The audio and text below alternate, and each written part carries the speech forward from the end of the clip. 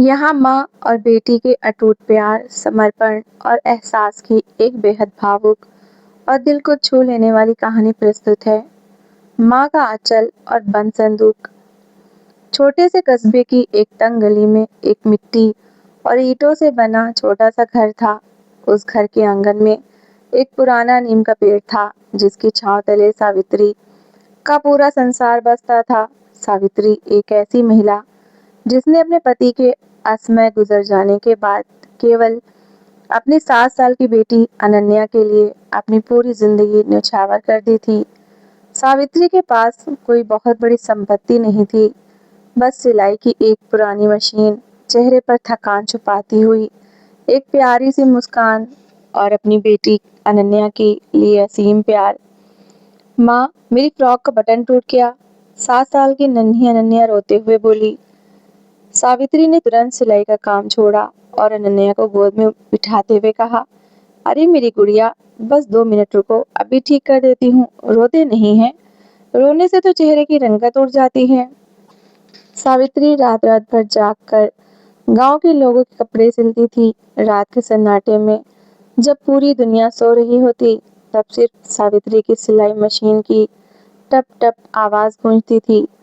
अनन्या कई बार आधी रात को उठकर माँ को देखती तो पाती कि माँ की आंखें लाल हैं, लेकिन हाथ फिर भी सुई धागे से कपड़ों को तराश रहे होते थे। माँ, तुम सोती क्यों नहीं? अनन्या अपनी मासूमियत से पूछती। सावित्री अनन्या के माथे को चूमकर कहती, बेटा, जब तुम बहुत बड़ी अफसर बन जाओगी और इस घर की छत को पक्का करवा दोगी, तब मैं जी भर कर सोऊंगी। अनन्या माँ के सीने से लिपट जाती और कहती, माँ, मैं बहुत पढ़ाई करूंगी, देखना एक दिन तुम्हें रानी बनाकर रखूंगी। समय बीतता गया। सावित्री ने अपनी भूख मार मार कर अनन्या की हर इच्छा पूरी की।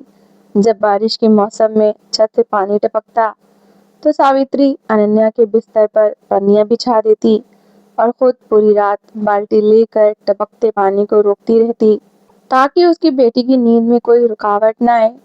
वर्षों की कड़ी मेहनत रंग लाई। अनन्या पढ़ाई में हमेशा प्रथम आती रही। जब 12वीं का परिणाम आया, तो अनन्या ने पूरे जिले में टॉप किया था। एक दिन अनन्या दौड़ते हुए घर आई और सावित्री के गले से लग गई।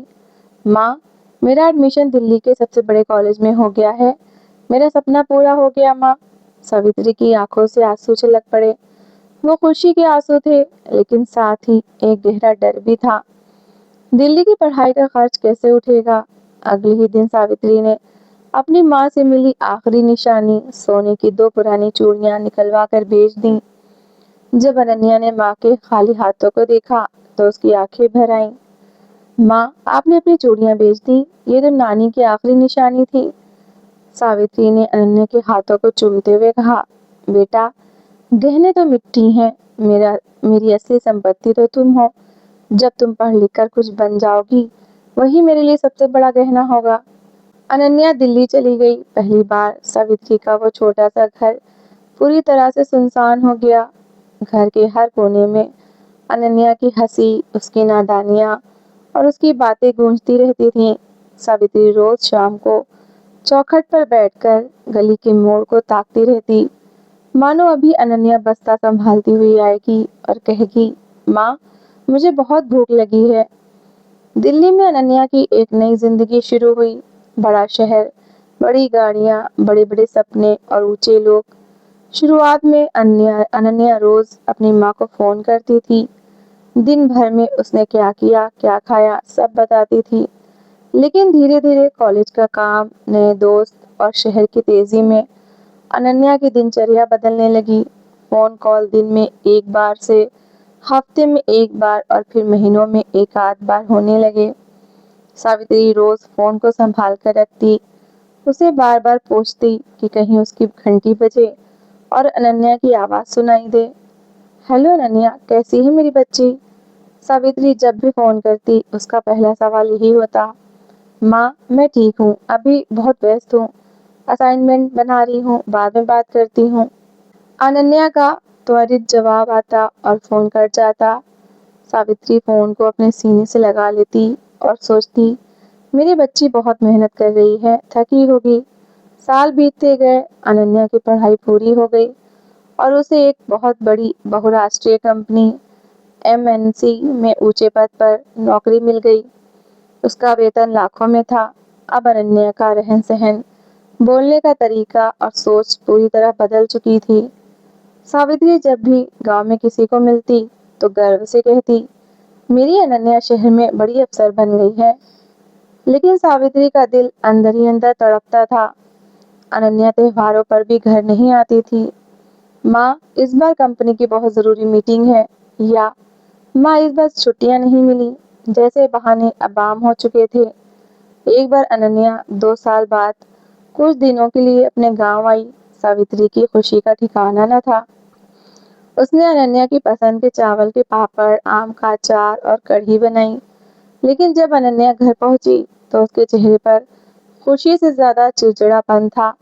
माँ, यहाँ कितनी धूल है और तुमने अभी तक ये पुराना कमरा नहीं बदला। इस छोटे से घर में एसी भी नहीं है। मुझे सांस लेने में दिक्कत हो रही है। अनन्या ने अपना ब्रांडेड बैग मेज पर रखते हुए कहा। सावित्री का दिल बैठ गया। उसने दबे पांव जाकर पंखे की गति तेज कर दी और धीमे से बोली, बेटा, तेरे लिए ठंडा पानी लाऊं? मटके का पानी है, बहुत मीठा है। नहीं माँ, मैं सिर्फ मिनरल वाटर पीती हूँ। मटके के पानी से मेरा पेट खराब हो जाएगा।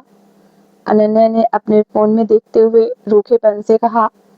सावित्री चुपचाप रसोई में चली गई। उसकी आंखों में आंसू थे, लेकिन उसने अपनी साड़ी के पल्लू से उन्हें पोंछ लिया। जिस बेटी की एक मुस्कान के लिए उसने अपनी पूरी जिंदगी खपा दी थी, आज उसी बेटी को माँ का घर, माँ की बनाई कढ़ी और माँ का मटका पिछड़ा हुआ लग रहा था। 3 दिन बाद ही अनन्या वापस जाने लगी। बेटा, कुछ दिन और रुक जाती, सावित्री ने कांपते हाथों से अनन्या का सिर सहलाते हुए कहा। माँ, आपको समझ नहीं आता, कॉर्पोरेट लाइफ में बहुत काम होता है। मेरे पास यहाँ बैठने का फालतू टाइम नहीं है, अनन्या ने कहा और अपनी कैब में बैठकर चली गई।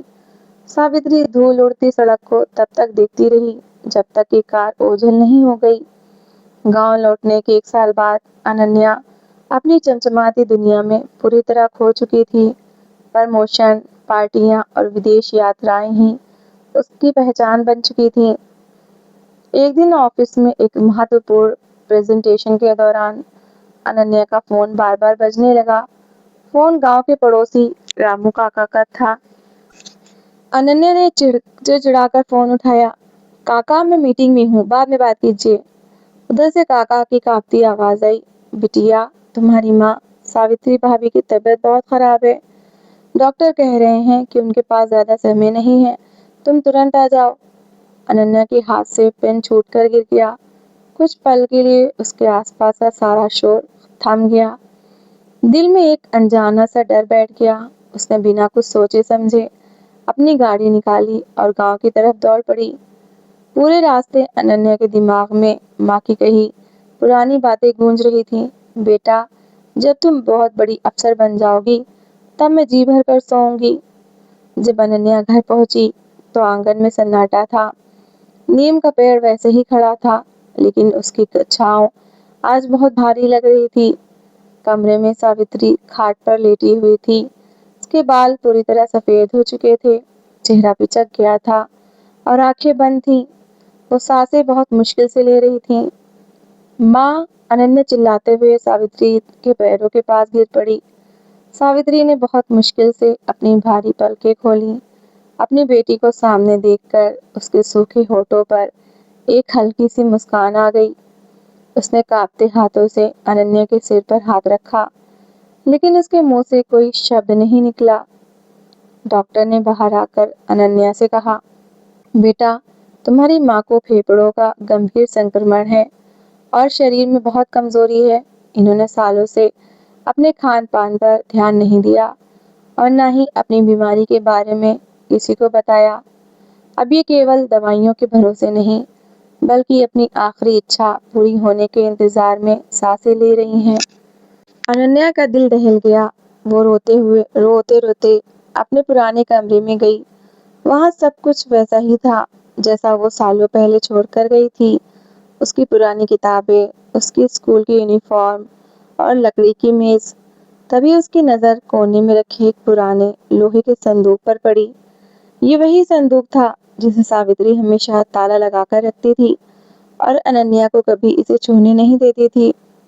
ताला संदूक के ऊपर ही पड़ा था। शायद सावित्री ने उसे ढीला छोड़ दिया था। अनन्या ने कांपते हाथों से संदूक का ढक्कन खोला। संदूक के अंदर जो था उसे देखकर अनन्या के पैरों के नीचे से जमीन खिसक गई।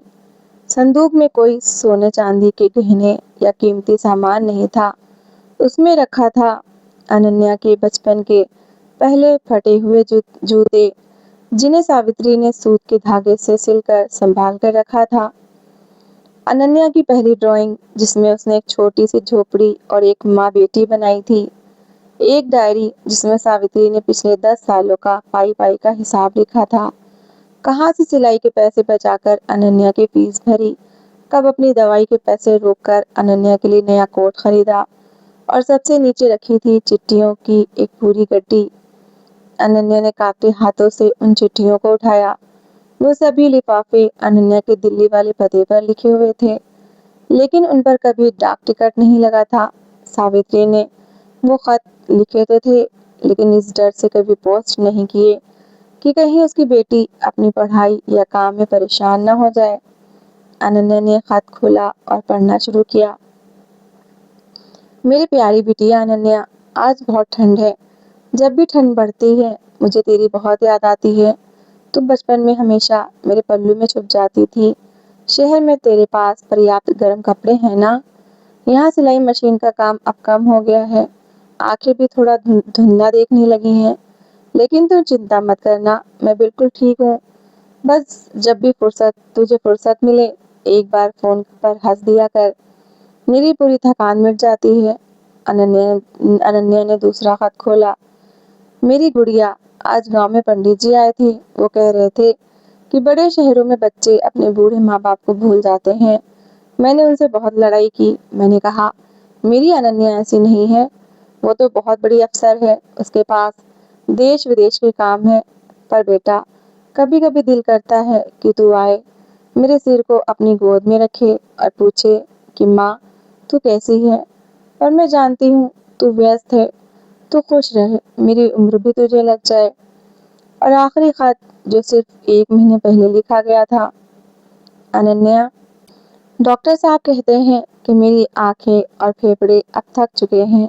शायद मेरा बुलावा आ रहा है। बेटा, जब मैं चली जाऊं तो रोना मत।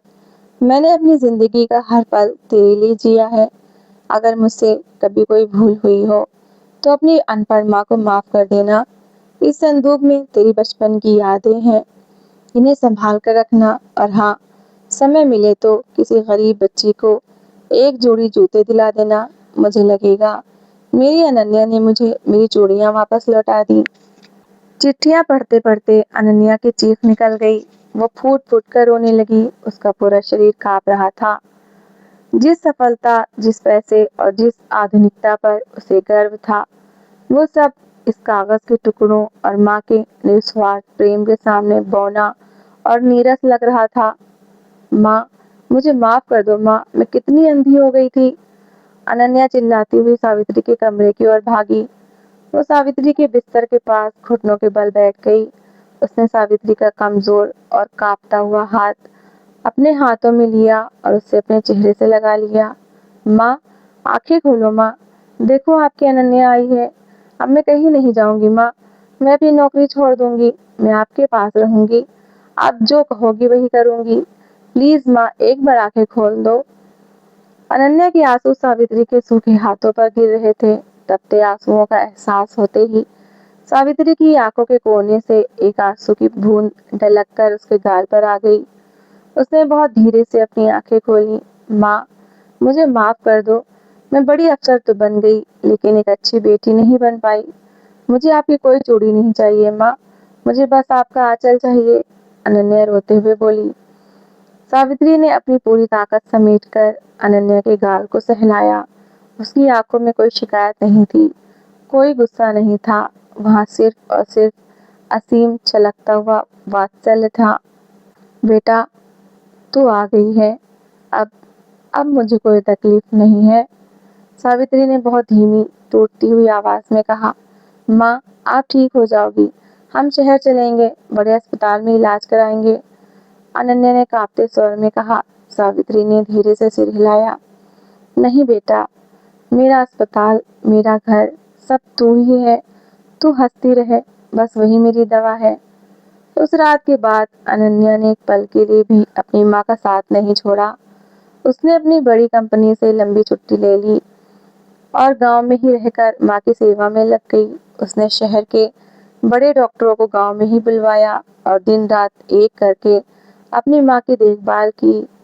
उसने अपने हाथों से अपनी माँ के लिए दलिया बनाया, उन्हें दवाइयाँ दी और रोज शाम को उनके पैर दबाते हुए उनकी पूरी पुरानी कहानियां सुनती। धीरे धीरे माँ के प्यार और बेटी के इस प्रायश्चित ने चमत्कार दिखाया। सावित्री की स्थिति में सुधार होने लगा। उसके चेहरे पर फिर से वही पुरानी चमक और होठों पर मुस्कान लौट आई। कुछ महीनों बाद अनन्या ने एक बहुत बड़ा फैसला लिया। उसने शहर की अपनी कॉर्पोरेट नौकरी से इस्तीफा दे दिया और अपने गांव में ही सावित्री देवी बालिका शिक्षा एवं कौशल्य केंद्र की स्थापना की। उस केंद्र में वो गांव की गरीब और अनाथ बच्चियों को निःशुल्क शिक्षा और सिलाई कढ़ाई का प्रशिक्षण देने लगी, ताकि किसी और माँ को अपनी बेटी की पढ़ाई के लिए अपनी आखिरी चूड़ियां न बेचनी पड़े। आज गांव के उसी छोटे से घर के आंगन में नीम के पेड़ के नीचे 2 कुर्सियां लगी हैं। एक कुर्सी पर सावित्री बैठी है, जिसके हाथों में नए कपड़े हैं और वो मुस्कुराती हुई बच्चों को खेलते देख रही है। दूसरी कुर्सी पर अनन्या बैठी है, जो अपनी माँ के कंधों पर अपना सिर रखकर शांति से आंखें बंद किए हुए है। माँ, अनन्या ने धीमे से कहा। हाँ बेटा, सावित्री ने उसके बालों को सहलाते हुए पूछा। आज मुझे समझ आया कि दुनिया की सबसे बड़ी अफसर बनना आसान है, लेकिन किसी माँ का सच्चा आंचल पाना और उसकी सेवा कर पाना इस दुनिया की सबसे बड़ी कामयाबी है। सफलता पैसों में नहीं, माँ के चेहरे की इस मुस्कान में है। सावित्री ने अनन्या के माथे को चूमा। सूरज की ढलती हुई किरणें नीम की पत्तियों से छनकर उन दोनों पर पड़ रही थीं। हवा में एक अजीब सी शांति और आत्मीयता थी, एक ऐसी शांति जो केवल माँ के निस्वार्थ प्रेम और बेटी के सच्चे समर्पण से ही मिल सकती है। सीख, माँ का प्यार और त्याग दुनिया की किसी भी दौलत या सफलता से बढ़कर होता है।